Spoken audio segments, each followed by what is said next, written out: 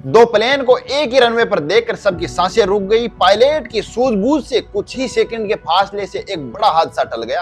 देश की आर्थिक राजधानी मुंबई के छत्रपति शिवाजी महाराज इंटरनेशनल एयरपोर्ट पर रात को 10 बजे एक ही रनवे पर दो कॉमर्शियल प्लेन आमने सामने हो गई। उनमें एक प्लेन टेक ऑफ करने के लिए फुल स्पीड से दौड़ रहा था और दूसरी प्लेन लैंडिंग करने के बाद अभी रनवे पर ही खड़ा था। सोचो, कुछ ही सेकंड की देरी से सैकड़ों पैसेंजर की जान जा सकती थी, लेकिन एटीसी और पायलट की सूझबूझ ने एक बड़ा हादसा टाल दिया। तो चलिए पूरी खौफनाक घटना की पूरी कहानी जानते हैं। मंगलवार की रात 10 बजे एयर इंडिया एक्सप्रेस की फ्लाइट सिलीगुड़ी से टेक ऑफ करने के बाद मुंबई पहुंचती है। मुंबई में लैंडिंग एकदम सही तरीके से हुई, लेकिन नियम के मुताबिक लैंडिंग के तुरंत बाद प्लेन को रनवे खाली करना होता है। लेकिन वो एयर इंडिया एक्सप्रेस की प्लेन अभी भी रनवे पर मौजूद थी। उसी समय एयर इंडिया की एक दूसरी फ्लाइट दिल्ली के लिए टेक ऑफ करने वाली थी। पायलट ने रनवे पर प्लेन को फुल स्पीड दे दी। अब प्लेन दौड़ने लगा, बस टेक ऑफ करने ही वाली थी। अचानक एटीसी यानी एयर ट्रैफिक कंट्रोल के रडार पर एक खतरा दिखाई दिया और एटीसी ने तुरंत